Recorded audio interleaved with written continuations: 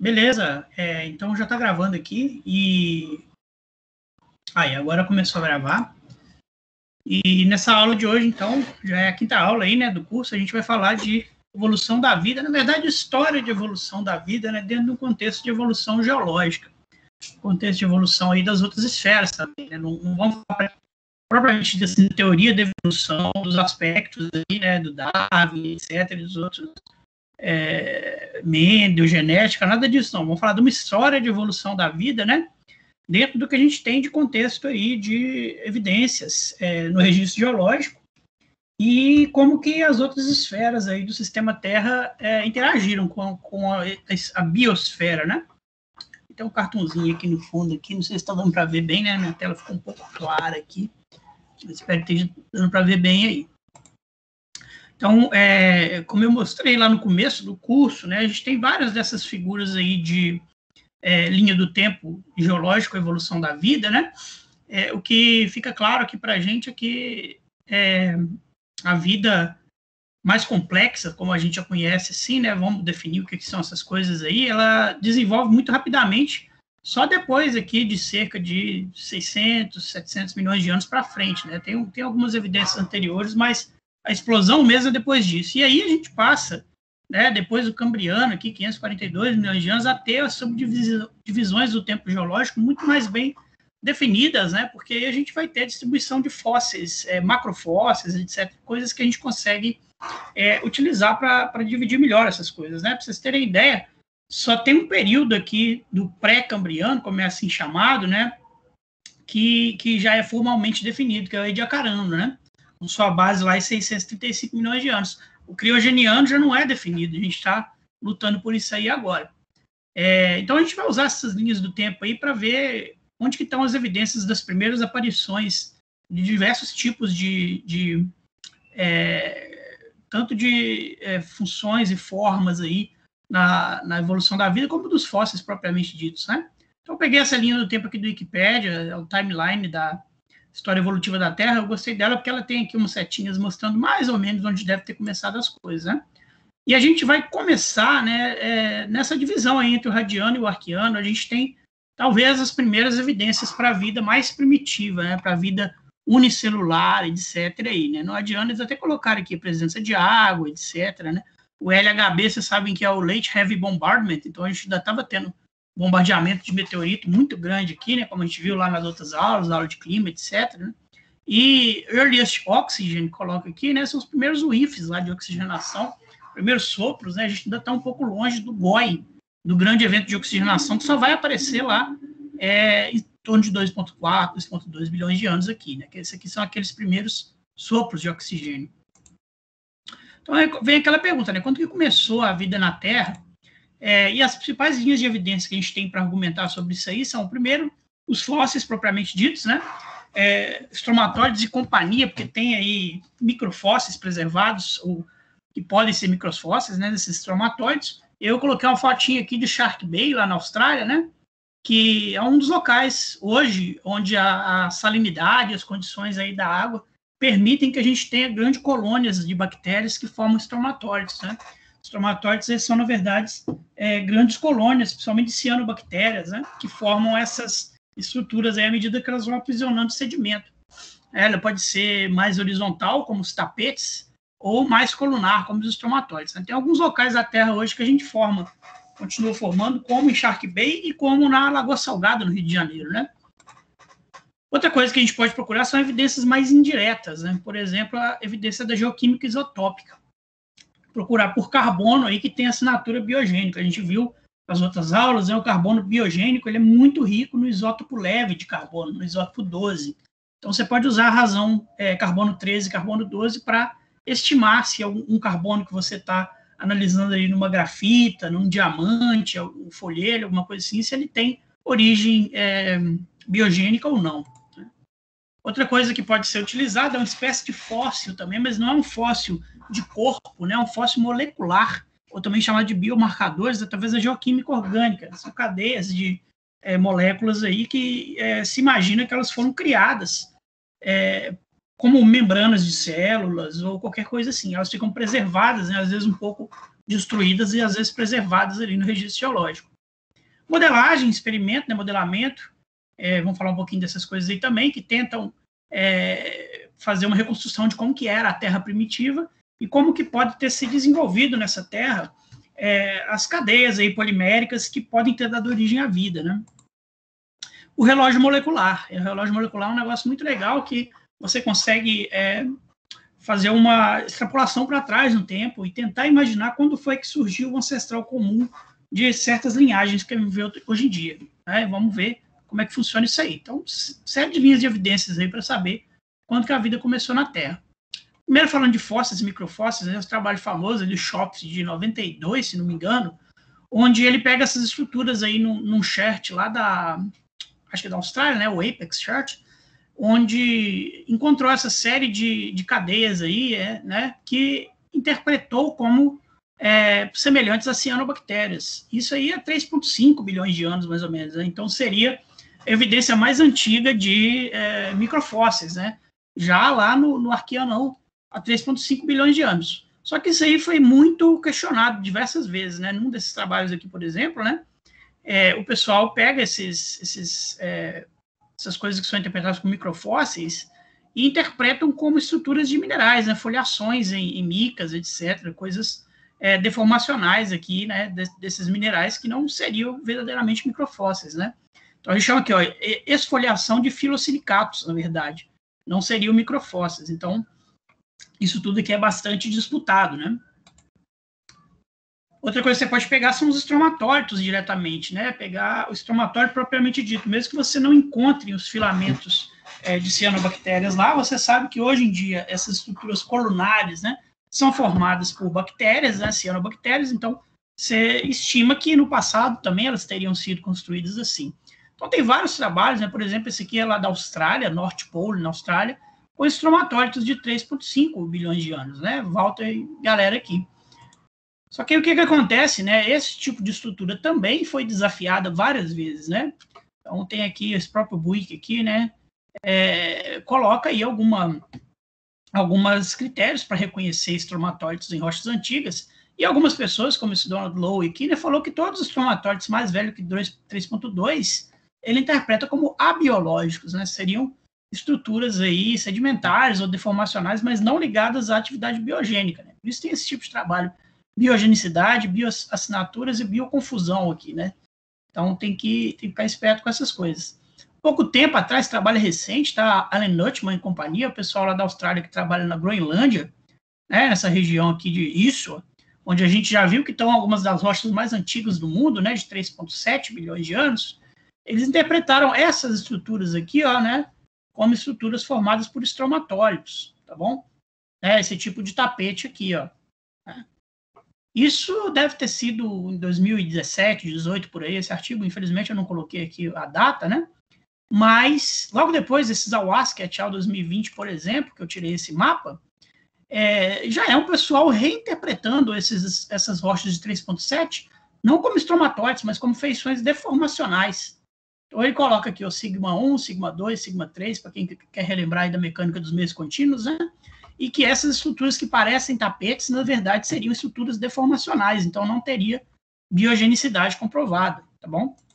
E esse aqui é bem novo, né? O Nutman, novamente, companhia que faz mais um bocado de análise dessas rochas aí, fala que algumas coisas podem ser deformação mesmo, né? Tá mostrando aqui os rods, etc., mas que nos afloramentos que eles estudaram, eles conseguem, segundo o artigo deles aí, né? Quem tiver interesse vai lá e dá uma olhada, eles conseguem provar aí por várias linhas de evidência que as estruturas são biogênicas. Então, tem que ir atrás aí e ver em quem que vocês acreditam aí em termos de argumentos, né? Se acreditar nesses caras, então o estromatólito mais antigo em torno de 3,7 bilhões de anos por aí. Se acreditar que não, que a maioria dessas coisas são deformacionais, etc., né? Só lá para 3,2 por aí é que a gente consegue ter certeza de estromatólito, né? Agora, você não precisa só, você não tem só evidência direta, né, de fósseis e microfósseis, estromatólitos e microfósseis. Você tem também as evidências indiretas. E aí, você vai procurar por minerais e rochas ricas em carbono. Muitas vezes isso está como inclusão, né, esse trabalho aqui desse pessoal de rochas de 3,8 bilhões de anos, lá de Isua, também a mesma localidade, né? eles pegaram aqui inclusões em apatita, inclusões em outros minerais, quartzo, etc., inclusões carbonáceas, né, ricas em carbono, e fizeram pontualmente a análise do delta 13C. E o delta 13C é a razão 13 sobre 12. Quanto mais 12 você tem, mais negativo vai ser esse número, né? Então, ele tem um campo aqui do carbono inorgânico, lá, né? Que seria o carbono em torno de 0 a menos 10. E se você tem valores abaixo de menos 10, já seria carbono que, segundo esses autores e segundo o pessoal que desenvolveu a técnica, né? Carbono de origem biogênica. E eles encontram isso, né, lá, até em rochas mais antigas que as de Ishwa, que tem uma ilhazinha ali na Groenlândia, chamada Aquilea, quase 3,9 bilhões de anos, né? 3,8 por aí. Então, se você vai pela evidência indireta, que esse carbono foi formado por atividade biogênica de cianobactéria, ou qualquer outro tipo de arqueia, algum bicho assim, né, ficou preso aí nas rochas depois que elas foram metamorfizadas. Essas rochas todas são metamorfizadas aí em grau alto, né? São gnáceas mesmo. E há pouco tempo, né, esse pessoal aí foi lá nas rochas do Greenstone Belt no Nuuagtuk, que está aqui no norte do Canadá, na Baía de Hudson, e a mesma coisa, procuraram por inclusões de grafito, inclusões de outros materiais carbonáceos, né?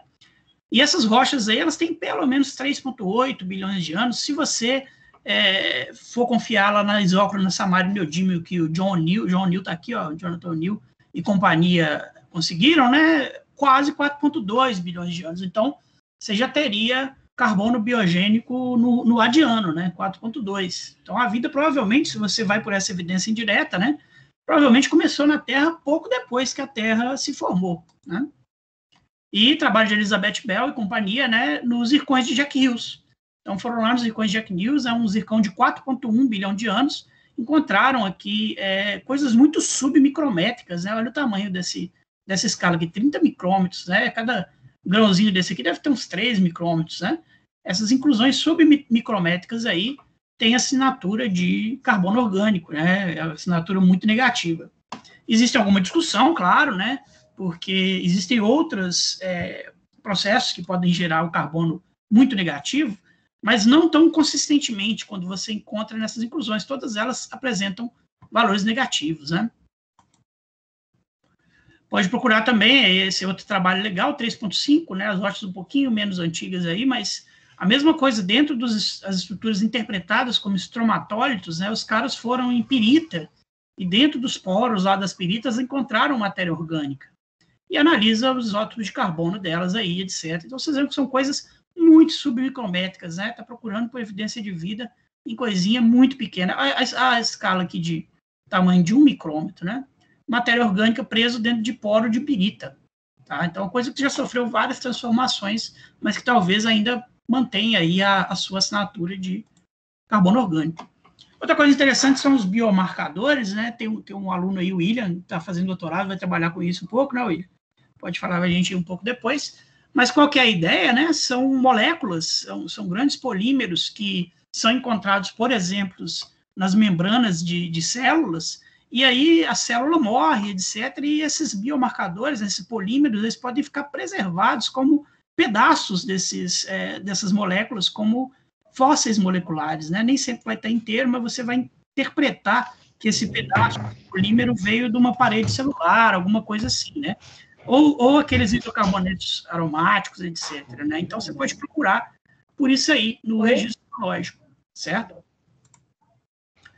Além dessas evidências, a gente tem os modelamentos, né? Então, o pessoal modela como que seria uma Terra radiana e até com um bombardeamento grande de meteoritos, né? E, em geral, esses modelos aí mostram que você teria condições primeiro de mais nada, polimerização de cadeias orgânicas, né? Que a gente conhece como química orgânica. Depois, como é que essas cadeias se juntam para fazer vida simples, aí já vai sendo outra história, né? Tem uns modelos muito legais, estou colocando só alguns aqui, né? Não vai dar para a gente detalhar todos, mas esse da Eva Stucken aqui, né? Se a vida originou de um reator químico global, então ela coloca a composição química de cada tipo de rocha aqui, né? Os fundos hidrotermais, os hotspots, evaporitos, continentes, etc. E cada um desses aí vai fornecer os elementos químicos que, de alguma forma, espontaneamente, eles se juntam em cadeias orgânicas, tá bom? E aqui, Steven Banner e companhia, também muito legal, né?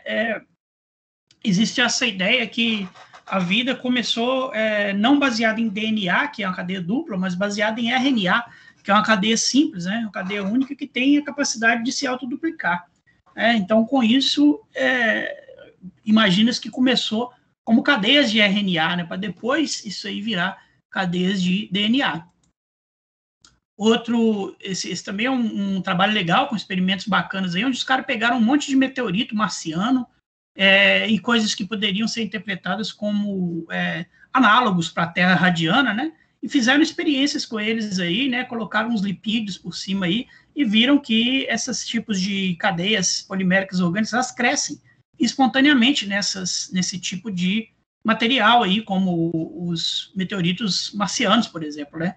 Usaram eles como análogos da Terra radiana. Então, tiraram várias fotos aqui, depois de vários dias, né? Lá, dia 0, dia 1, dia 2, como é que foram crescendo essas cadeias aí orgânicas, tá bom? E a experiência famosíssima, né, de Miller-Urey, em 1953, onde esses cientistas aí tentaram fazer uma analogia, né, de como que era a Terra no radiano. Então, eles juntaram ali a água, né, vapor da água e os gases que se imagina que fazia parte da atmosfera, e deixaram aqui por alguns dias, né, dentro de um aparato que ele serviria para poder simular a Terra radiana. E uma coisa que é importante nesse aparato, né, são essas duas barras aqui que geram raios elétricos, né? Então, como se fosse simulando aí as tempestades aí com descargas elétricas. Elas são importantes porque tem fotórios e tudo aí que ajuda a quebrar essas cadeias, né, para se rejuntarem, essas moléculas, para se rejuntarem em cadeias poliméricas maiores. Então, por exemplo, uma das reações que eles conseguiram fazer aqui, né, simular em laboratório, você pega o CO2, ele é quebrado aí em CO, monóxido de carbono e oxigênio atômico.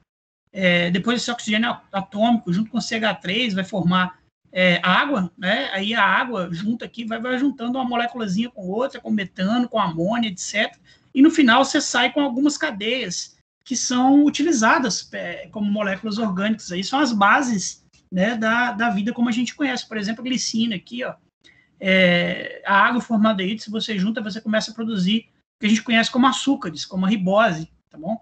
Isso tudo aí vai ser utilizado pelos primeiros micro-organismos como blocos para poder fundar a vida como a gente conhece, né? A vida, a química orgânica como a gente conhece. Então, esse experimento foi bem sucedido em produzir uma série de açúcares e de polímeros orgânicos a partir de uma sopa primordial que se imagina que foi a atmosfera radiana. Existem, claro, vários questionamentos e várias alternativas. Uma alternativa que eu acho muito interessante, isso aí, ele está simulando ali, né, com a fonte de energia como descargas elétricas na atmosfera, mas o que pode ter acontecido também é que a vida surgiu não na atmosfera, não sob essa influência dessa sopa e sob a atmosfera, né, mas, por exemplo, em fumarolas hidrotermais. Em fumarolas hidrotermais você tem outras condições, né? Você tem outro tipo de sopa primordial de elementos, você tem outras fontes de energia e de calor, né, para poder quebrar as moléculas e rejuntar elas. Então, seria uma alternativa aí, por exemplo, a vida surgir em superfície ali, né? Surgiria lá embaixo, nas fumarolas hidrotermais, como a gente conhece hoje. Tem extremófilos aí que vivem nessas condições até hoje, né? E aí vem essa ideia, né, que a vida, na verdade, né, teria surgido essas grandes cadeias orgânicas aí, não na Terra, mas elas viriam de fora, né, do sistema solar, ou esse sistema solar. E são duas escolas de pensamento. Que, primeiro, é que a vida não começaria tão fácil na Terra como a gente pensa, e tão simples como na experiência de Miller, Urey, etc., para formar essas cadeias orgânicas. E a outra é que a vida começou fácil para todo lado, né? Vida simples, assim, baseada como se fossem pacotes ou saquinhos de elementos químicos, né, que juntam em polímeros. Isso aí teria para todo lado, né? Mas para você poder evoluir isso aí para a vida complexa, como a gente conhece hoje, é que é difícil. né? Então, começaria em vários corpos celestes ao mesmo tempo, chegaria pelo bombardeamento, né, na Terra, pelo grande bombardeamento, e na Terra ela encontraria as condições propícias para evoluir. Isso também é uma ideia, né, que ganhou muita força alguns dezenas de anos atrás, quando recuperaram esses meteoritos marcianos lá na Antártica, né, e nesses meteoritos marcianos tinha esse tipo de estrutura aí, ó. Vocês devem ter lembrado disso, que saiu muito na mídia, né? Foi interpretado como micro-organismos nos meteoritos marcianos, né? E veio até aquela ideia, somos todos marcianos, na verdade, a gente veio lá de Marte, né? Essa matéria orgânica caiu aqui, e aqui ela encontrou um jeito de evoluir, né? Mas olha só, né? Como sempre, esses trabalhos de ciência muito boa, eles são sempre encontrados com desafios muito bons também, muito grandes. É assim que a ciência cresce, né? O maior desafio, o maior... Vamos ver quem sobrevive ao teste do tempo. Isso aqui, ó, são estruturas inorgânicas, né? Que o pessoal fez em laboratório lá na Universidade de Granada, logo depois, né, que foi descoberto esse meteorito. Eles fizeram crescer, né, usando, acho que bário. Tem algum lugar que fala... Juan Manuel Garcia Ruiz, seu colega, publicaram sílica, bário, um carbonato de sílica e bário, né? Fizeram inorganicamente estruturas que, para eles, pareciam com essas estruturas do meteorito marciano, né? Então, com isso aí, não ficou totalmente provado se o meteorito marciano poderia ter trago a vida para a gente aqui na Terra ou não, né? Bom, agora falando do relógio molecular, a história aqui é a seguinte, né? Quando se avançou aí no estudo de genética, né, ficou claro que algumas mudanças evolutivas ocorrem regularmente no tempo, ao longo de milhões de anos. Então, você tem mutações que se acumulam num trecho de DNA numa taxa confiável, como se fosse aquele negócio, né? Mesma história, decaimento radioativo. Algumas mutações do DNA, elas ocorrem numa taxa que você consegue determinar isso em laboratório, tá bom? Por exemplo, pegando um exemplo prático aqui, na hemoglobina, tem um gene que codifica uma proteína que chama alfa-globina, dentro da hemoglobina, lá no nosso sangue, né? E foi determinado no laboratório que ele tem mudanças de base, né? Vocês lembram das bases lá, não vou detalhar muito isso, guanina, citosina, adenina, etc., né? A taxa que ocorre essas mudanças é de 0,56 por bilhão de anos, né? Por par de base. Então, com isso, se você pega um exemplo aqui, né? Dois organismos hoje aqui, um deles, a única diferença que tem do outro aqui é nesse local aqui, né? As duas bases estão trocadas. E aí você sabe que a base troca, nesse caso aqui do exemplo, a cada 25 milhões de anos. Então, se você voltar 25 milhões de anos atrás, só uma base vai estar trocada, né? E se você voltar mais 25 milhões de anos, os dois organismos vão ter exatamente a mesma estrutura de DNA. Então, como é que você usa isso, então? Você fala, né, esses dois organismos que a gente tem aqui hoje, como eles só têm duas bases trocadas, né, há 50 milhões de anos atrás, provavelmente foi o momento em que eles saíram do mesmo ancestral, de um ancestral comum, né? Então, eles tinham um ancestral comum que sofreu uma mutação há 50 milhões de anos atrás. Depois de 25 milhões de anos, cada uma dessas espécies aqui tinha uma base diferente. Depois passou mais 25 milhões de anos, cada uma tem duas bases diferentes. Então, essa é a base da ideia do relógio molecular, né? Você está estimando para trás no tempo quando foi que duas espécies diferentes saíram de um mesmo ancestral comum, tá bom? Isso aí foi usado para investigar várias coisas, por exemplo, a origem dos humanos modernos, a divergência dos humanos dos outros primatas de um ancestral comum. Você sabe que aquela história do homem veio do macaco é bobeira, né? Na verdade, o homem e os macacos, os chimpanzés, etc., vieram de algum ancestral comum, né? Que se você calcular lá quantas bases de DNA são diferentes no homem e no ser humano e nos outros primatas, né? Você consegue saber mais ou menos quando foi que isso aconteceu. Você não é uma evidência direta, né? Mas é uma evidência matemática, vamos dizer, né? Explosão cambriana também, por exemplo. Então, hoje a gente sabe, usando esse tipo de relógio molecular, que os humanos modernos, né, eles saíram aqui da linhagem que gerou os outros primatas em cerca de 9,3 a 6,5 milhões de anos, né? Então, em algum ponto aqui, a gente tinha um ancestral comum com os chimpanzés. Os chimpanzés vieram para o lado de cá e a gente veio para o lado de cá com a nossa própria evolução, né? Já está com as bases trocadas. Em algum momento aqui, 750 mil anos, por aí, os humanos modernos, sapiens, né, separaram dos neandertais, tá bom? Agora, existem algumas complicações, por exemplo, né? A gente sabe hoje que os humanos modernos, eles têm uma porcentagem boa aí no seu genoma que vem de Neandertal. Então, provavelmente teve intercurso, né? As duas espécies tiveram interação sexual, e com isso você teve mistura de DNA, né? Então, isso dificulta um pouco essas contas aqui, né? Eu coloquei o DNA aqui do lado só para a gente lembrar, né? Agora estamos falando de cadeia dupla, né? Já passamos de um mundo RNA, como o pessoal colocou lá, de cadeia simples, para uma cadeia dupla, já que é um pouco mais complexa. E essa história do fóssil molecular leva a gente, né? Você pode calcular para trás no tempo até o momento em que todas as espécies que a gente conhece hoje devem ter saído de algum ancestral comum, né? E esse ancestral é chamado de LUCA, que é o Last Universal Common Ancestor, né? Então, usando o relógio molecular, tudo demonstra que há mais de 3 bilhões de anos atrás, né? Todos nós, tudo que existe hoje vivo, saiu de um mesmo ancestral comum, chamado de LUCA. E aí você vai ter aqui, primeiro, a divisão entre bactérias, né, e arqueias, depois você vai criar os eucariontes, aí você vai ter algas, plantas, fungos, etc., mamíferos, insetos, né?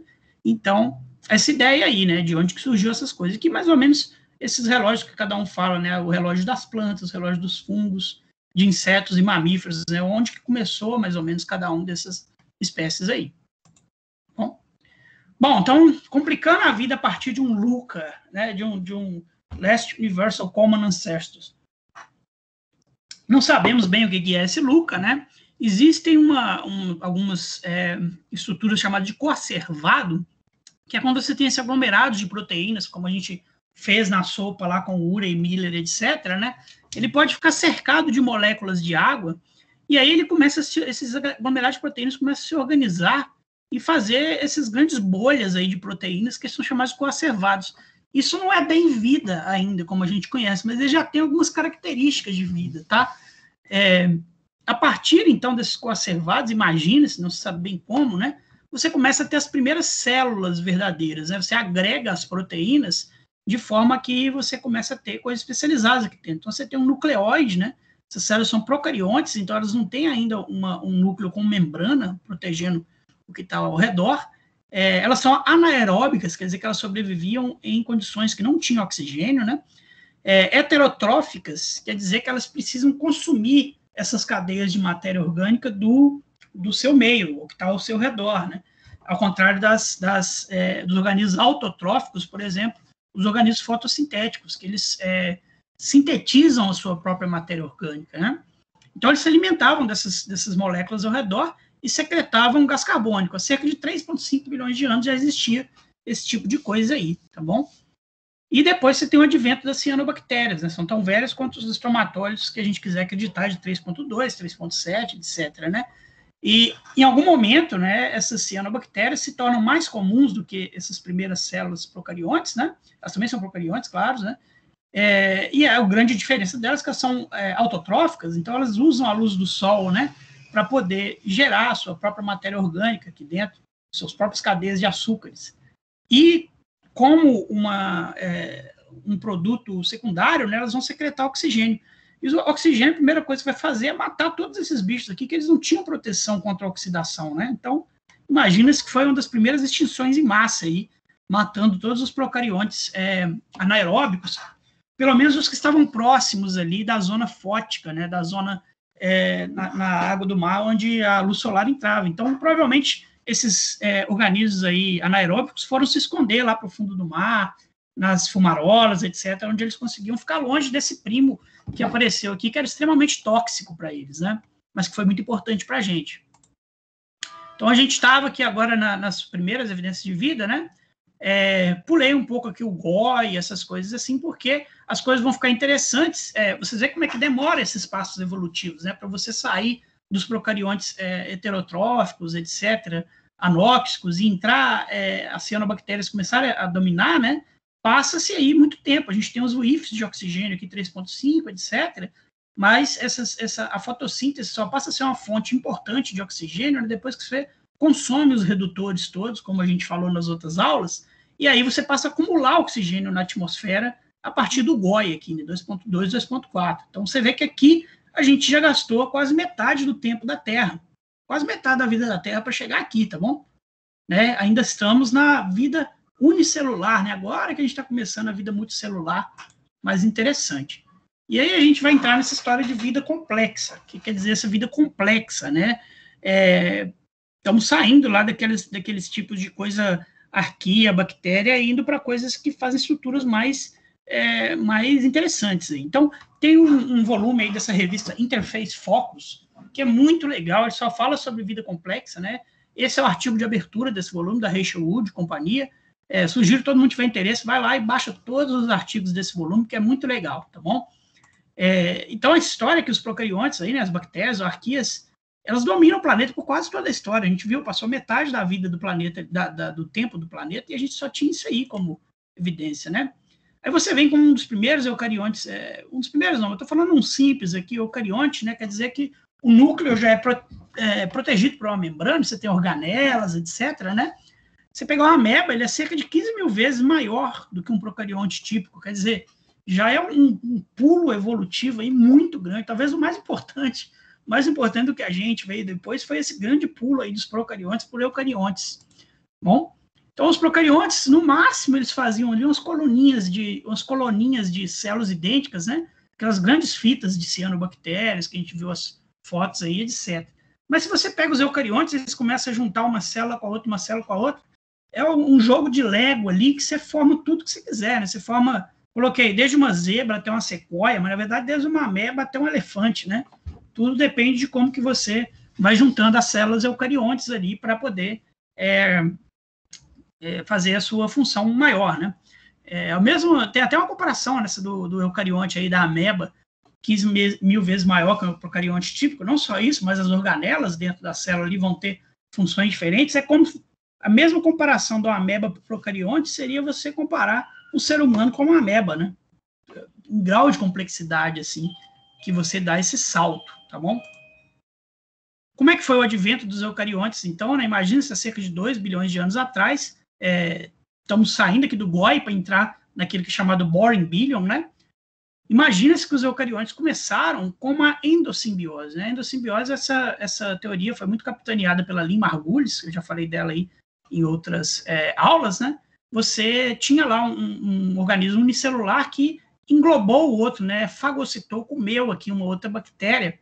E o que aconteceu é que quando ele comeu essa outra bactéria, em vez dela ser digerida, ela continuou funcionando como uma bactéria dentro dele e ela foi envolvida, né, numa simbiose. Os dois ali começaram a fazer bem um para o outro, vamos dizer assim, né, e continuaram vivendo juntos e foram divididos depois. Né? Ambos se beneficiaram do arranjo. Então, quando você divide a bactéria lá, aquela divisão assexuada, né, você vai levar novamente essa parte de dentro dela para as outras células, né? Então, imagina-se que isso aí foi um grande salto, principalmente quando aconteceu de um organismo aí, né, englobou uma cianobactéria. A cianobactéria é aquela que a gente viu, né, que ela faz fotossíntese. Então, se um organismo, vamos dizer, que não faz fotossíntese, conseguiu englobar uma cianobactéria, ele acabou de ganhar uma bateria, né? Ele ganhou uma fonte de energia. Imagina-se que isso aí levou à formação das mitocôndrias, que a gente tem hoje aqui em cada uma das nossas células, né?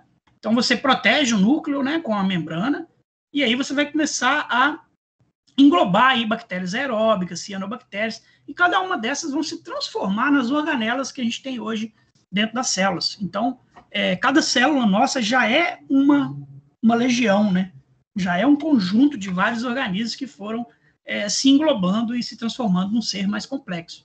Imagina-se que isso deve ter acontecido há cerca de 2 bilhões de anos e que essas coisas aí foram evoluindo, né? O núcleo, o DNA, organelas protegidas, mais ou menos no que é chamado de Boring Billion, ali entre 1.6, 1.4, por aí, né? Usando os relógios moleculares, viu, pessoal?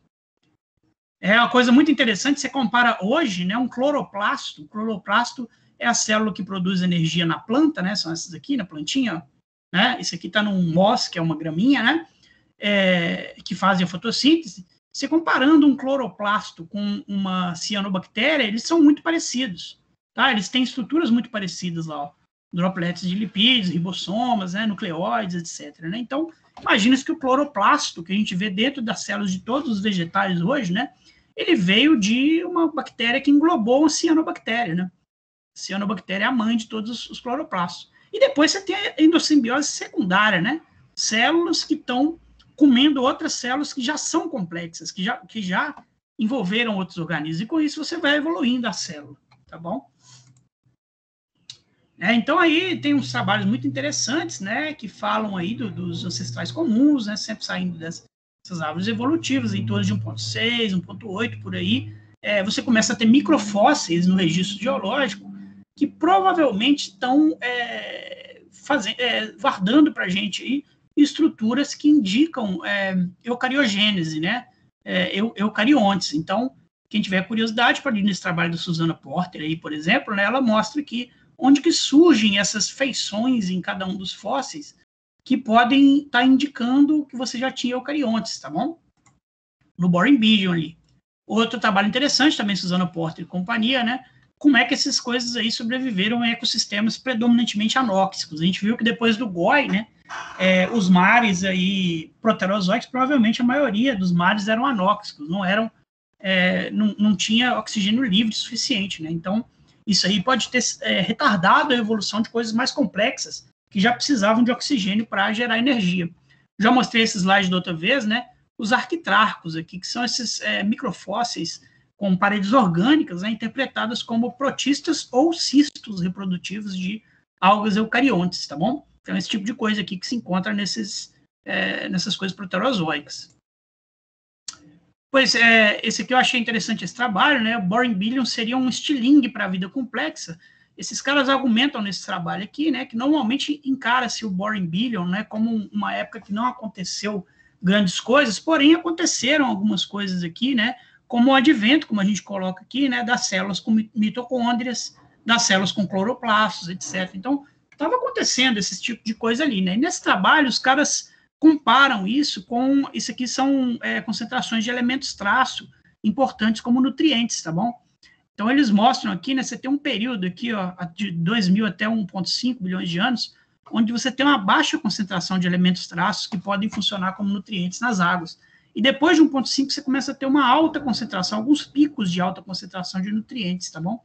E aí ele está comparando esses caras, então comparando esses picos de alta concentração de nutrientes com os momentos em que surgiram essas coisas aí, nas células com mitocôndrias, cloroplastos, etc.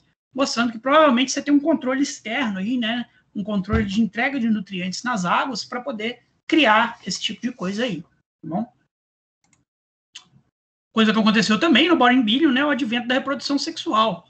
Está censurado aqui as Joaninha, coitada, mas quando você começa a reproduzir sexualmente, você consegue gerar mutações e mudanças do DNA muito mais rápidas, né, que vão pegar muito mais rápido. Tem um exemplo aqui, né, os alelos aqui AB, etc., né, para você chegar numa coisa vantajosa aqui do tipo Azão, Bzão, sem a reprodução sexuada, você demora muito mais tempo do que com a reprodução sexual, né? Com a reprodução sexual, você mistura material genético muito mais rápido. Então, foi um outro advento importante que aconteceu aí durante o Boring Billion, né? Você ter essa variedade nos alelos e no genoma que é criada com a reprodução sexual, tá bom?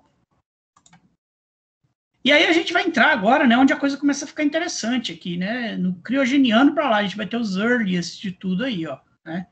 Como a gente viu, proterozoico, né, aquele trabalho lá do Canfield, muito legal, né, que ele mostra que no paleoproterozoico você tem um monte de mudança, depois no neoproterozoico você tem um monte de mudança. Então o proterozoico fecha e abre com um monte de mudança no clima, na tectônica, na vida, como a gente vai ver agora, né, em todas as esferas, né? Então realmente é onde mudou tudo.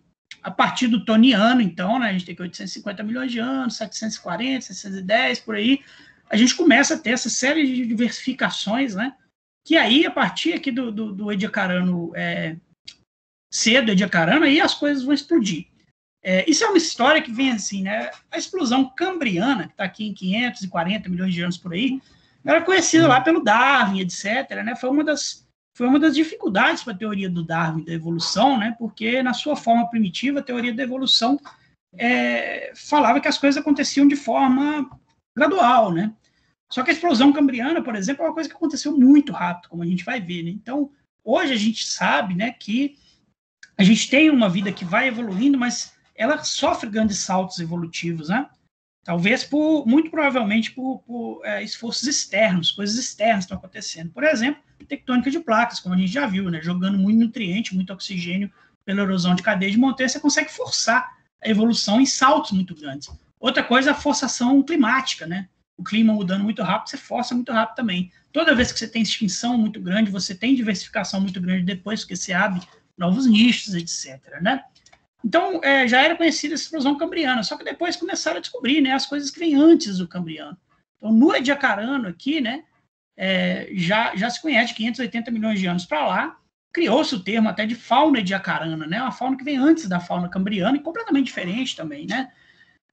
Mas depois, há pouco tempo agora, né, cada vez mais o pessoal vai descobrindo coisa mais antiga. Então, já se descobriram faunas antes da fauna ediacarana, como se fosse a fauna cedo-ediacarana, né, inclusive com embriões, é uma coisa muito interessante.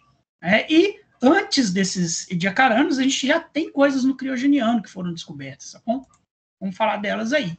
Um dos trabalhos muito legais, esse aqui é do Shuhai Xiao, lá da Virginia Tech, né?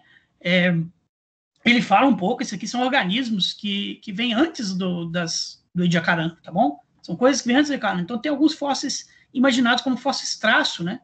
Que provavelmente você já tinha formas de vida complexa, deixando esses fósseis aí na sua superfície do sedimento, né, como a gente está vendo aqui. E esse aqui é uma provável esponja aqui, ó. Um fenômeno de esponja que provavelmente foram os primeiros animais verdadeiros que surgiram, tá? Aí quando você chega no Early Ediacaran, né, 635 milhões de anos, aí você já começa a ter um monte de coisa. Inclusive, né, coisas que parecem ser embriões em fases diferentes de formação e de divisão celular, né? Então, o pessoal que estuda essas sequências do Ediacarano cedo aí já encontrou esse tipo de coisa, né? Fósseis complexos aqui, etc. Quando você vai para o Ediacarano tardio, aí a coisa fica completamente maluca, né? Começa a aparecer coisas como as primeiras conchas calcárias, como a gente vê organismos do tipo caldinha, etc. Então, a diversificação, né? Veio muito antes da explosão cambriana. A explosão cambriana é um negócio que já vem depois disso aqui tudo. Nós estamos falando aqui ainda de Ediacarano e atrás, né, nas esponjas lá do criogeniano, tá bom?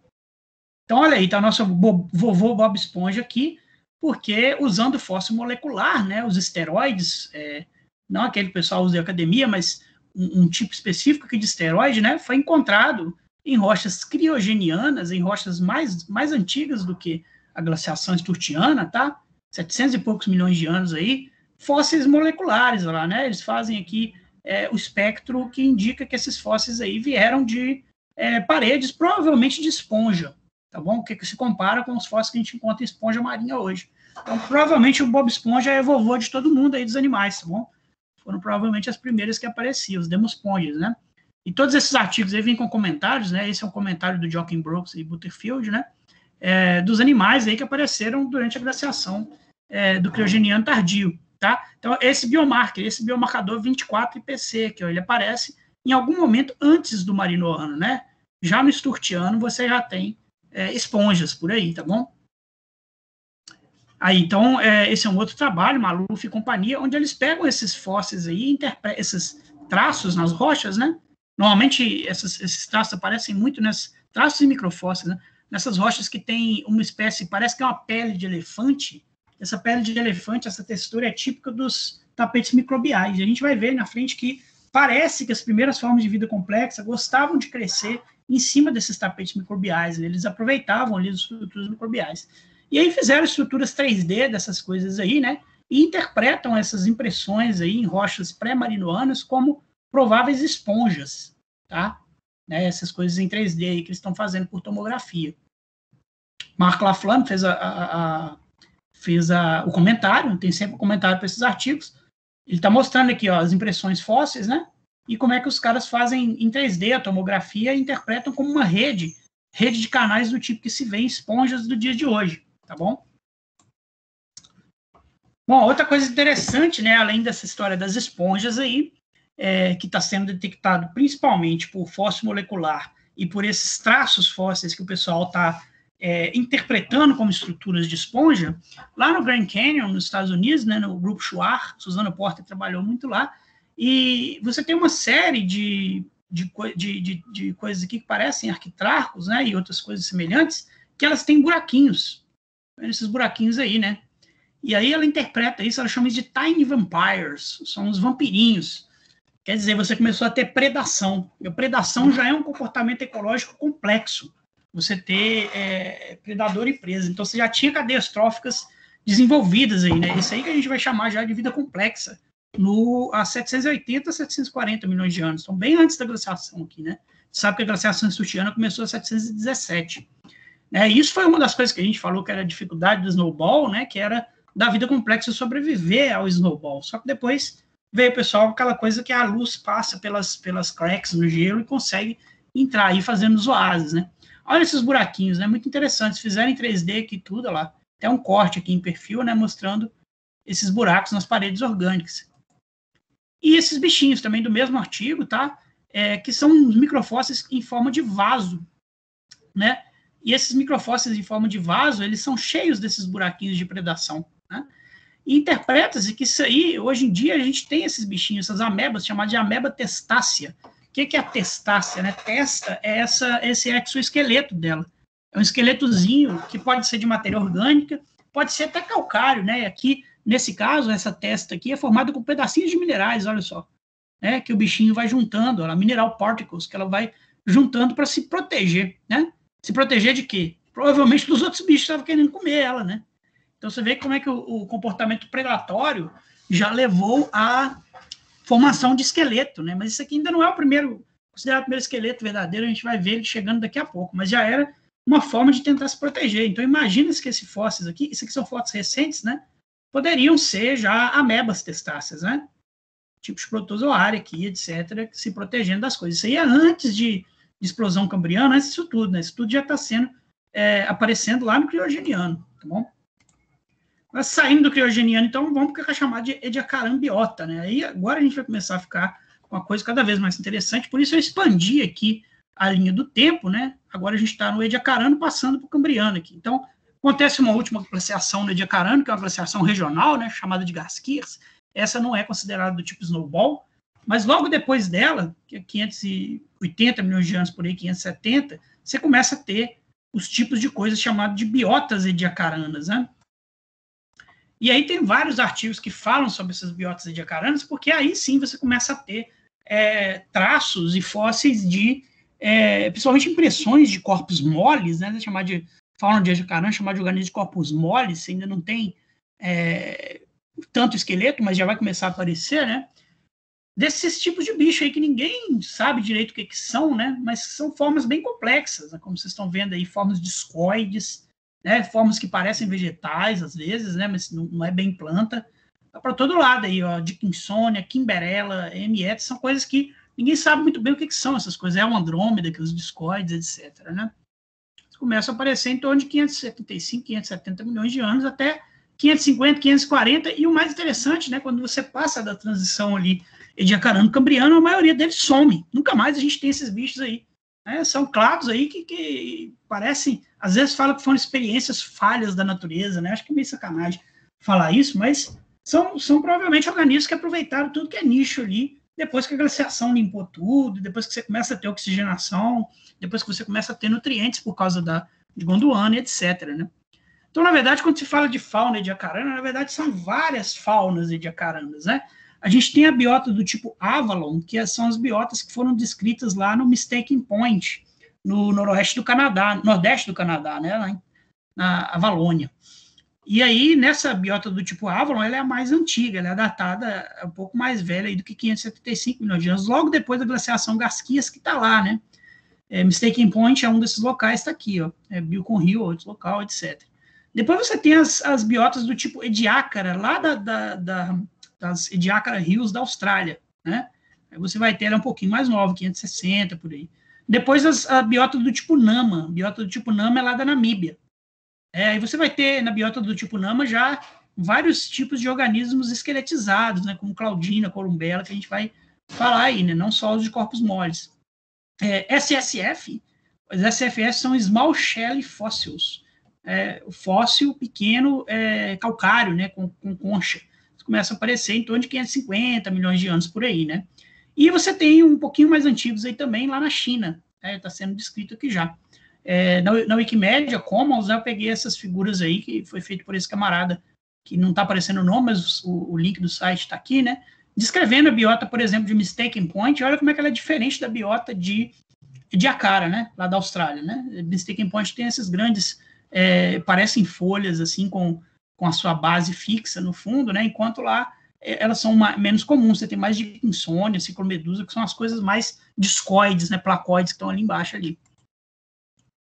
Agora, há pouco tempo, né, esses chineses aí descreveram uma assembleia ainda mais antiga, provavelmente mais antiga, né, que seria essa biota lantiana, aí lá na formação do Shantou, e também são coisas complexas, como vocês estão vendo aí, né, parece até planta de enfeitar aquário, mas ninguém sabe bem o que são essas coisas, essa cadeiazinha aqui, né.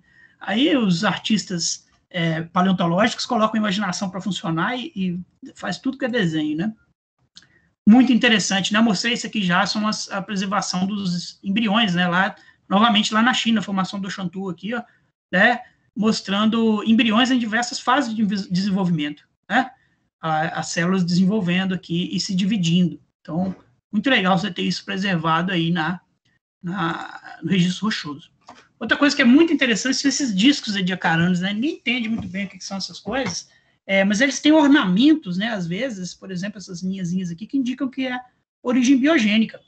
E nesse trabalho, né, um dos trabalhos que interpreta esse trabalho aqui, Ins and Outs of Ediacaran Discs, interpreta isso como a base, né, dessas estruturas que parecem folhas. Então, elas ficam grudadas ali no fundo do oceano, e quando isso quebra, né, você fica com esse disco preservado ali como um molde fóssil, né? Porque são coisas grandes aqui, tem a regra em escala aqui, né, centimétrica. Bom, mas aí é interessante, né? Como a gente viu aqui, eu falei com vocês, não é uma fauna de Acarana, são várias faunas, né? Você tem a fauna de Acarana de Mistaken Point, que é a Valônia, você tem a fauna de Ediacara, propriamente dito, você tem a fauna de Nama, você tem as assembleias do tipo Mar Branco, né? White Sea, lá na Rússia, que envolvem várias desses tipos de coisas ao mesmo tempo. Quer dizer, provavelmente essas várias faunas aí interagiram de alguma forma, né?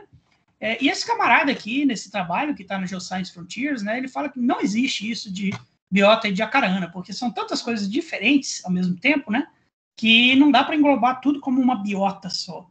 Aí ele divide, né, entre os castes em arenito, os castes em carbonato, né, os small shell fósseis, os esqueletos, etc., e fala que são coisas diferentes, na verdade. Então, quem tem curiosidade pode ir lá e dar uma olhada no trabalho desse cara. Coisa interessante que surge durante a Ediacarana são os primeiros esqueletos propriamente ditos, né, por exemplo, os fósseis calcários aí, Namacalatos, que se encontra lá na Namíbia, está aqui as impressões em 3D dos cortes deles, né?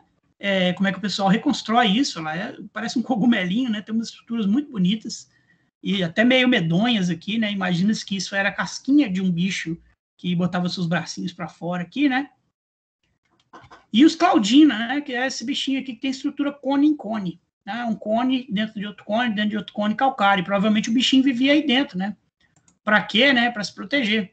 E o que é interessante, essa é uma figura muito legal desse artigo da Penny e companhia aí, que ela mostra que isso tudo estava associado a tapetes microbiais. Então, provavelmente, esses bichinhos calcários aí, eles grudavam, né, sua conchinha nesses tapetes microbiais. Está aqui Claudina, né, Claudina. Está aqui o Namacalatos, olha só, né, os cogumelinhos aqui, ó. Claudina vem de Cloud, né, que foi um dos caras que trabalhou lá nessa região. Então, muito legal ver que os tapetes microbiais estão associados com essas coisas aí no registro, né. Como se fosse Recife, ele está colocando aqui Leite Ediacaran Reefs. É uma fauna já um pouco diferente daquela fauna de corpos moles, né, que a gente viu, de Kinsone, etc., né? É uma fauna mais calcária. E aí essa figura é famosíssima, né? Depois tem várias outras também semelhantes. O Claudina com seu cone em cone aqui, ó, um cone dentro do outro, em 3D, e com furos, né? Furos de predadores. Então, provavelmente, esse bichinho desenvolveu a sua casquinha calcária para se proteger de o que quer que seja que estava tentando comer ele. Ninguém sabe nem o que é Claudina, né? O que era esse bichinho aí, que a gente tem que contar até a conchinha dele.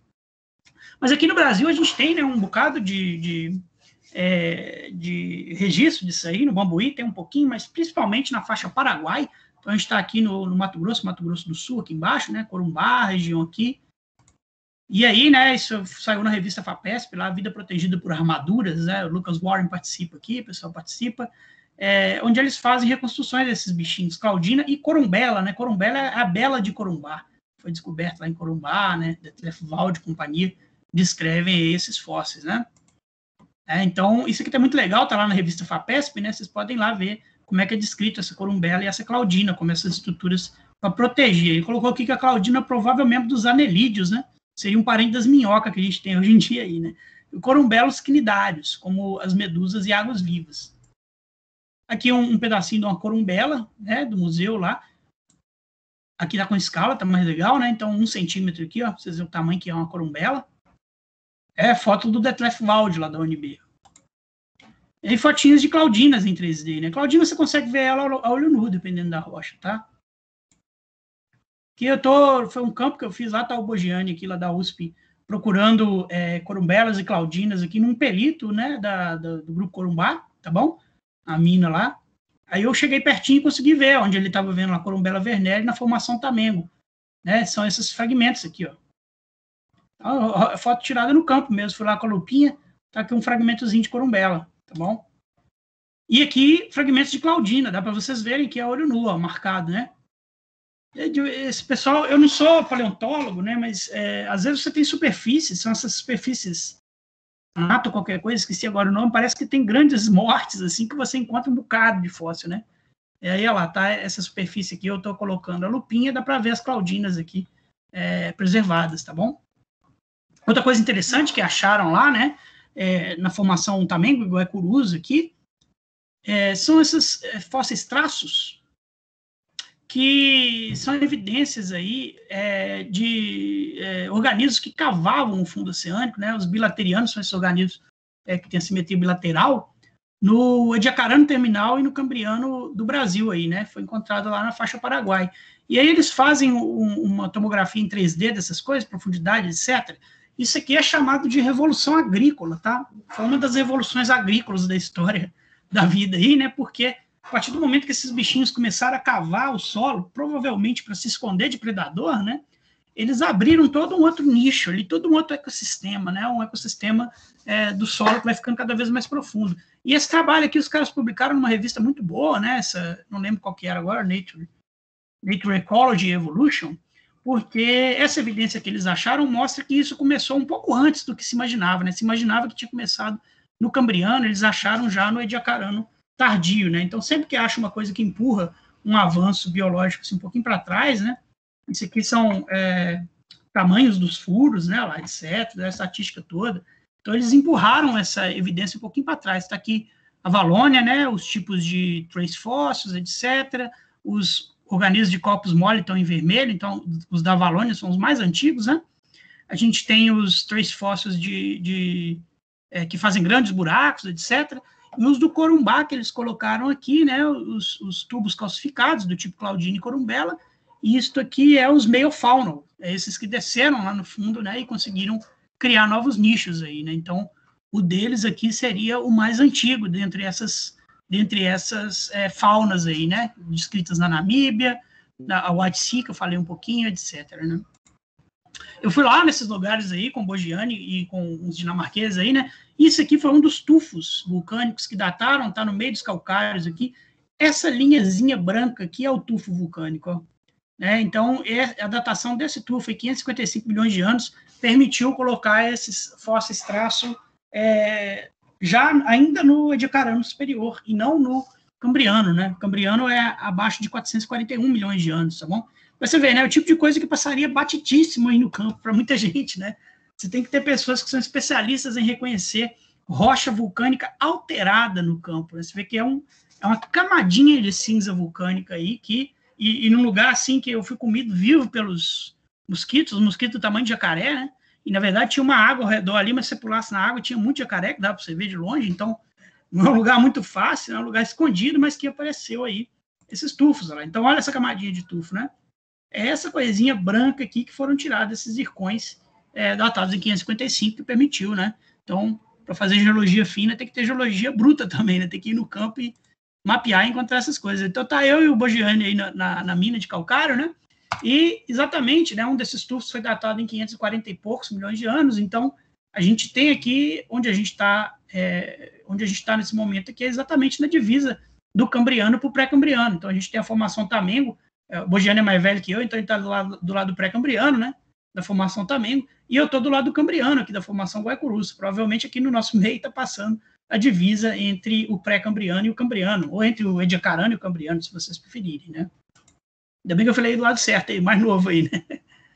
Bom, aí, uma das coisas mais interessantes, como eu falei, essas faunas de ediacara, a gente não sabe direito o que são essas coisas, mas há pouco tempo, né, esse russo aí, o Ilya Abromovsky e o pessoal pegaram um desses Dickinsona, que é esse folhão bonito aí, né? Ninguém sabe o que era isso, se isso era uma folha, como eu disse, ou algum tipo de animal, e eles... essa pergunta é para vir um pouquinho depois, peraí. Eles pegaram esse fóssil e quebraram o fóssil e analisaram para química orgânica, né? E encontraram nesse fóssil lipídios do tipo, moléculas do tipo colesterol, né? E colesterol é uma coisa típica de animal. Então eles falaram, não, esse Dickinsona aí provavelmente é um animal e não uma planta. Se fosse uma planta, a gente ia achar outros tipos de moléculas, tá bom? Um trabalho muito legal aí que tentaram demonstrar que isso aí foi um dos primeiros animais. E aí eu coloquei a pergunta, né? Por que a vida complexa, né? A vida simples apareceu logo após a formação da Terra? Demorou 4 bilhões de anos para evoluir daquela coisa mais simples, né? Das arqueias, das bactérias. E logo que a gente chega no Ediacarano, vocês estão vendo aí a explosão de coisa que a gente tem. Na verdade, já tem lá as esponjas um pouco antes do Pliogeniano, mas quando entra no Ediacarano, o negócio explode de vez, né? E hoje a gente sabe, né, os dois fatores limitantes são oxigênio e nutrientes. Você pode colocar outros fatores aí, como clima, etc, né? E aí vem aquela história da grande cadeia de montanhas que a gente coloca aqui, essa figura do projeto Mobile, né? Tá aqui aquela cadeia de montanhas do brasiliano pan-africano. E pela primeira vez nessa cadeia de montanhas, a gente tem tudo que está em preto aqui, ó, são eclogitos, tá bom? Então são rochas de ultra alta pressão. E tem um pouquinho de xisto azul também. Então, isso indica que aquela história da tectônica de placas, né, provavelmente pela primeira vez você conseguiu subductar suas placas tectônicas em profundidades grandes o suficiente para você atingir essas condições de ultra alta pressão. E, isostaticamente, a altura, né, o relevo da cadeia de montanha vai ser maior do que você tinha antes. Quanto maior o relevo, mais você vai erodir, né? Erodindo, você vai consumir CO2, quer dizer que você vai regular o clima do planeta, ao mesmo tempo que você vai jogar nutrientes para dentro das bacias e você vai soterrar o carbono, né, permitindo que mais oxigênio se concentre. E com isso, todos esses fatores juntos podem ter levado a essa explosão de vidas diferentes aí, né? Você teve uma conjunção de tudo que é bom para a vida de uma vez, né? Todas essas bacias que estão aqui em azul, que se desenvolveram como antipaís dessa grande cadeia de montanhas que está em rosa, elas têm essas evidências dos primeiros fósseis complexos, né, como Dickinsona, Claudina, etc., e os discos, Aspidella, e por aí vai. Então, provavelmente tem algum link causal nessa coisa aí, né? Ao mesmo tempo que você está fazendo as cadeias de montanhas, 550, 540 milhões de anos, você está desenvolvendo essas faunas complexas aí ao redor. Isso é falado em vários artigos, né? Coloquei só como exemplo aqui Mirt e Lieberman, né? O assembly de Gondwana, né, a formação do Gondwana com essas grandes cadeias de montanhas pode ter influenciado essa radiação de coisas aí no Ediacarano Cambriano, quando você joga uma quantidade muito grande aí de nutrientes e oxigênio para dentro das águas, né? Sobre nutrientes, né, tem uma série de trabalhos também. Guy Narbonne é um dos caras que trabalha bastante lá na Namíbia, etc., né? Ele fala sobre essas mudanças químicas nos oceanos. A partir do Neoproterozoico, o oceano passa a ser mais oxigenado, né?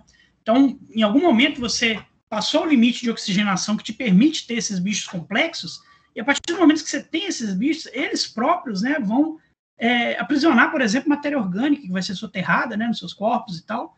Eles mesmos vão alimentar o ciclo de oxigênio de novo. Você passa a passar de um limiar que você não consegue mais deoxigenar de forma importante, de forma permanente o oceano, né? Ele passa a ser oxigenado daí para frente, né?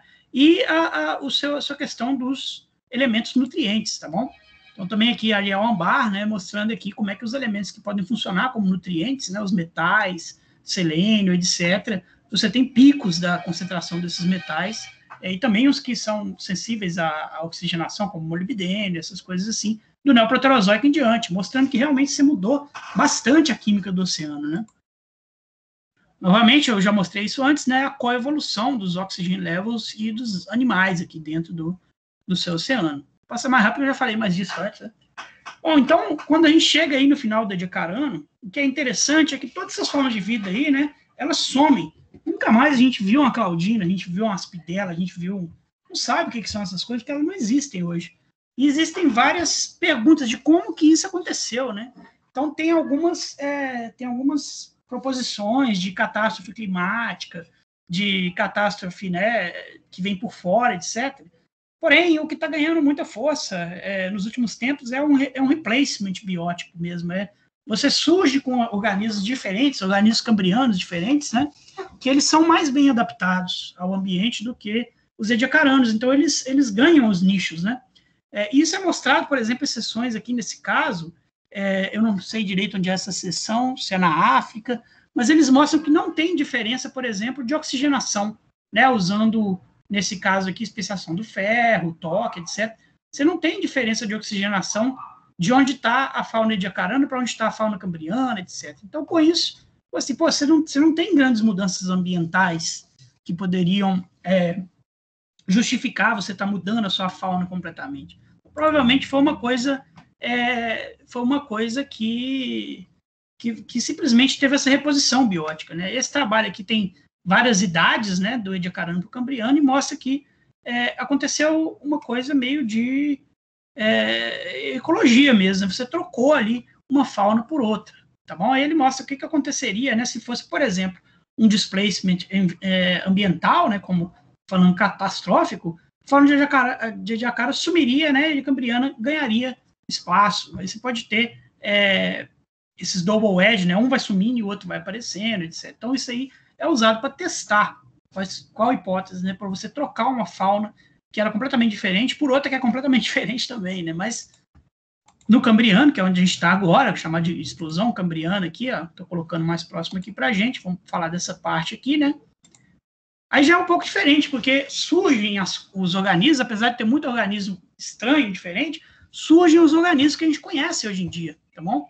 Então, todos os tipos de corpo, de simetria de corpo de animal, etc., aparecem no registro fóssil pela primeira vez em cerca de 40 milhões de anos, tá bom? E depois disso, isso vai diversificar, né? Você tem coisas completamente diferentes, como a gente está vendo nessa pintura famosa aqui de Carol Brass van Kempen, né? Já foi repetida várias vezes essa figura aí, né? Mas tem trilobitas, né?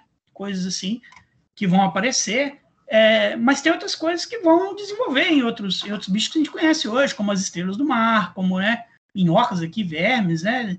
Esponjas já tinha lá no criogeniano, os primeiros peixes sem nadadeiras, etc., e sem presas, né? Jellyfish, que são as medusas, né? Moluscos, etc. Então, já são coisas que conseguiram sobreviver no tempo.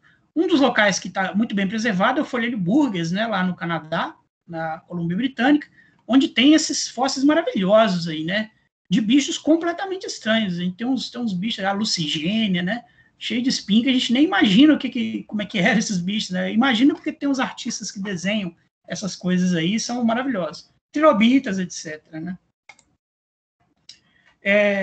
Sobre explosão cambriana, aí tem um bocado de trabalho, né? Eu gosto desse aqui do Eric Sperling Stock, que eles falam para considerar todos os ingredientes, né? Então eles comparam com o triângulo do fogo.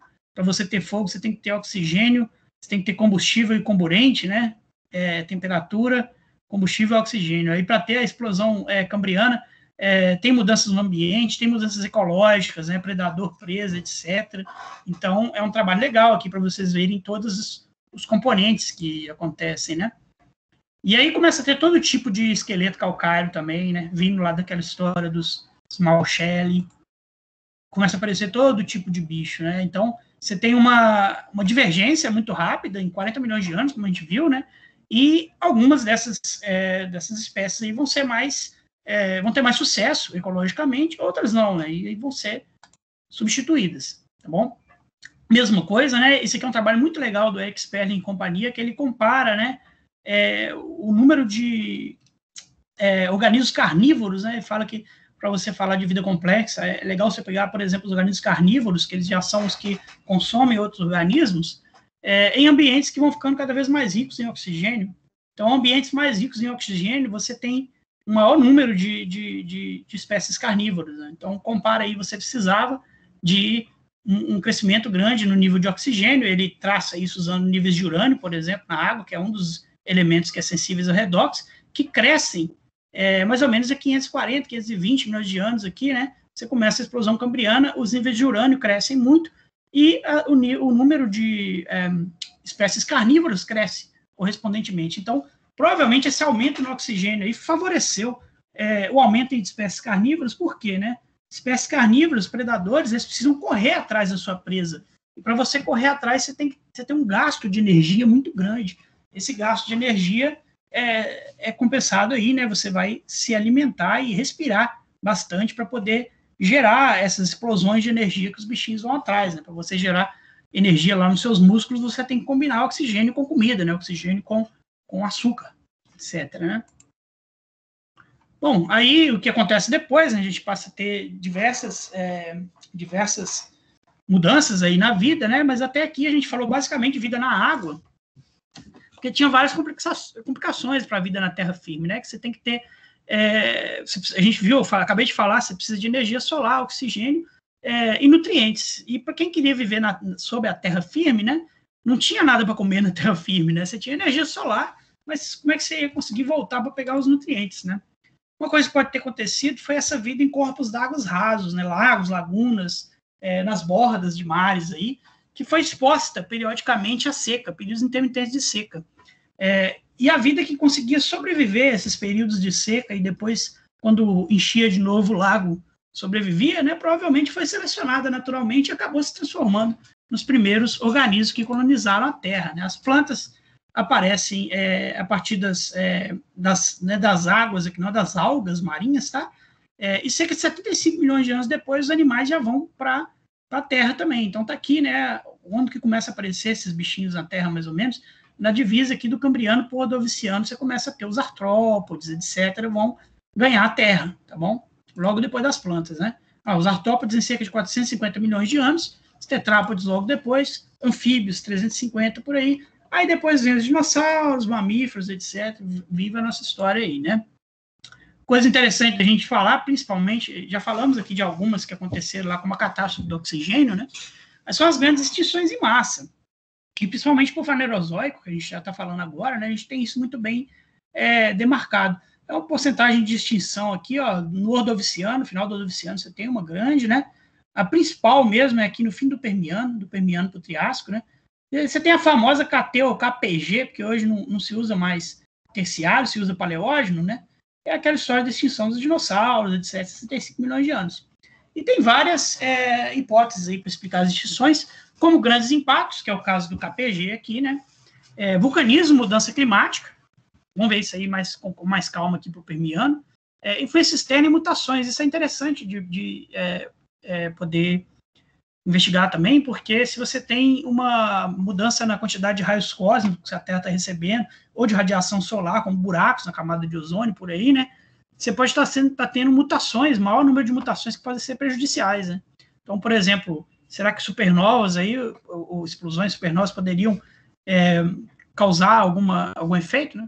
Daquele vim da hipótese Medeia, que eu coloquei para vocês lá no começo do curso, né, que a Terra, na verdade, está aí o tempo todo tentando acabar com a vida que está em cima dela, e a vida cada vez ressurge diferente, né. A extinção permiana, então, que é conhecida como a Great Dying, que é do Permiano Triássico, né, 252 milhões de anos quase, o que aconteceu aqui? 57% de todas as famílias biológicas, 83% de todos os gêneros. Mas de família, gênero, é aquela divisão taxonômica, né, que vem lá do Linneu, etc. As espécies marinhas, 81%, 70% do vertebrado, todo mundo morreu. Maior extinção de insetos que a gente teve. E imagina-se que a causa, né, a gente tem uma grande deoxigenação e acidificação do oceano. Por quê? Por causa dessas... esse aqui é um dos melhores exemplos, né, de interação da Terra física com a biosfera, e com a atmosfera, e com o clima, etc. Porque você tem exatamente nesse momento uma grande extensão aqui de rochas basálticas lá na Sibéria, né? Você tem milhões de metros cúbicos aí de rochas basálticas que são extrudidas aqui na Sibéria, e o que vai acontecer é que esse vulcanismo está aqui representado pelos basaltos, né? Ele vai jogar muito CO2 na atmosfera, né? Com isso você vai ter um desbalanço aí naqueles gases redutores, você vai consumir o oxigênio todo, gerar grande anóxica no oceano, mas ao mesmo tempo, né, esse CO2 todo que você está gerando, ele vai consumir tudo que é rocha que vê pela frente, e com isso a gente vai jogar aquela drenagem ácida no oceano novamente, né, e essa acidificação pode gerar ainda extinção em massa. E pior, né? Isso aí aconteceu no Permiano. Logo antes do Permiano, você tem o Carbonífero, né? Então, o Carbonífero foi aquele momento em que você juntou uma quantidade muito grande de matéria orgânica na forma de árvore, né? Que foi caindo uma em cima da outra, como a gente viu, compactou, formou as camadas de carvão, e ainda não existia a bactéria capaz de consumir lignita, né? E consumir as moléculas ali que formavam a madeira. E com isso, a madeira juntou e ficou guardada. E, de repente, você jogou lava quente por cima disso. Essa lava quente queimou esse carvão todo, né?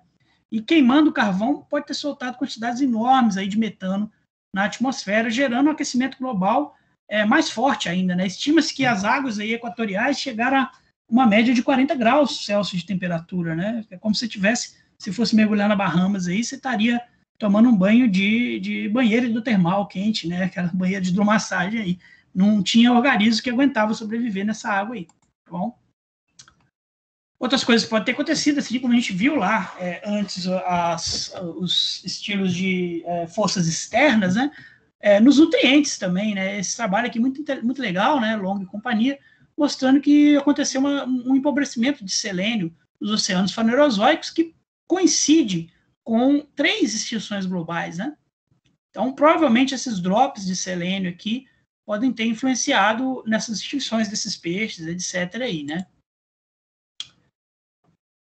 E a oxigenação, né? Então, a gente vai traçar a oxigenação com os isótopos de carbono e outros próxis. Esse trabalho aqui, Cole Edwards, mostra aí que tem ligações entre eventos de deoxigenação e as biodiversificações, por exemplo, no Ordoviciano. Vou traçar isso aí no Fanerozoico. Outro tipo de força externa, né? A gente já falou lá do grande geológico do Gondwana, mas no Ordoviciano isso também aparece, né, nas bacias do tipo Foreland, que são as bacias que estão ligadas às grandes cadeias de montanhas ordovicianas, lá que estão se formando por causa da formação, né, que vai culminar em Pangeia lá na frente, são as grandes cadeias que vão juntar a Laurência com Gondwana novamente, né? Ele viu aqui que na bacia do tipo Foreland, essas bacias que estão rachuradas aqui, ó, você tem uma quantidade muito mais diversa de organismos, de espécies, do que nas outras bacias. Provavelmente porque elas estão ali adjacentes às cadeias de montanhas que estão jogando nutrientes, né? Então é um ambiente muito mais propício para você crescer vida do que o que está ao redor, né? Já estou acabando aqui, gente, né? Não vou entrar muito na evolução muito recente, não. Acho que já deu para pescar aqui que você nasce com uma forma de vida aí, né? Deve ter provavelmente surgido quase quando a Terra surgiu, pode ter vindo com meteorito ou não, pode ter vindo já da sopa primordial da Terra, como uma experiência do Urey Miller lá, né? Mas que ela começa ali como uma sopa de elementos que vão se juntar e vão fazer cadeias polimerizadas grandes. Em algum momento, essas cadeias polimerizadas vão se transformar em RNA, e com isso a gente vai ter mundo RNA, né? Esses tipos de proteínas aí podem ter se aglomerado com moléculas de água, formando os coacervados, que ainda não é forma de vida como a gente conhece, mas desses coacervados você pode ter surgido os primeiros organismos procariontes, né? Aí você passa aí alguns bilhões de anos para você ter uma das primeiras e talvez uma das mais importantes revoluções, que foi do procarionte se tornar um eucarionte, né? Você ter endossimbiose, uma célula comer a outra, e aí você ter células complexas, né? A partir disso, depois você cria o sexo, etc., você consegue fazer diversificação muito mais rápido. Só fica esperando você ter fatores que forçam externos, né? Provavelmente, eu gosto de pensar assim, né? Pode pensar que a vida veio por meteorito ou qualquer coisa assim, mas não era bem vida, né? São os blocos que fazem a vida. E aí eles ficaram por ali até acontecer fatores externos que forçam, que funcionam como gatilho para a coisa se desenvolver, né? Então, algum gatilho fez a endossimbiose desenvolver. Depois, quando a gente estava lá no Neoproterozoico, a gente tem os grandes gatilhos, né? Das glaciações e das grandes cadeias de montanhas, que vai jogar muito nutriente, que vai jogar muito oxigênio e engatilha aquela vida simples que estava ali em se transformar em vida complexa, que vai se diversificando cada vez mais rápido, né? E aí, no Fanerozoico, essa vida ela é controlada por coisas como vulcanismo, por coisas como meteoritos, etc., tectônico de placas, continua aí, e isso aí vai controlar, né, como é que essa vida vai desenvolvendo ou não, tá bom? Eu acho que isso é a grande lição que a gente tira aqui do curso todo, né, não só dessa aula. E uma lição tardia que a gente tem que tirar também é que a vida também influencia a Terra, né? Como a gente viu aí, o vulcanismo queimando a quantidade muito grande de carvão acabou causando catástrofe, né? Como a gente está fazendo hoje aí, queimando a quantidade muito grande de carvão desde a Revolução Industrial. Mas só para terminar, né? Eu achei muito interessante esse livro, esse artigo, desculpa, né? Que mostra o registro fóssil de rochas ígneas, tá bom? Então a gente está sempre procurando registro fóssil em rochas sedimentares, mas esses caras mostram aí que, por exemplo, em basaltos, né? Naquelas coisas de basalto, aqueles vugzinhos, né? As amígdalas, etc., você pode ter colônias aí de bactérias, etc., esporos que crescem por ali, tá bom? Às vezes no carbonatos, né, você pode ir lá e tentar datar esses carbonatos, você tem microfósseis aí dentro de rochas ígneas, olha que interessante, né? Essas grandes redes aí que são encontradas nas vesículas de basalto e etc., tá bom? Então é um trabalho interessante aí para quem quer pesquisar uma coisa um pouco diferente aí sobre vida fóssil, etc. Vamos ficar com isso aqui então, vamos ter uma apresentação de seminários aqui agora, mas vamos fechar essas apresentações de aulas do curso com isso aí, né? Como é que o sistema Terra tem uma esfera influenciando a outra o tempo todo, tá bom? Vou parar a gravação aqui para a gente poder começar os seminários. Um abraço aí.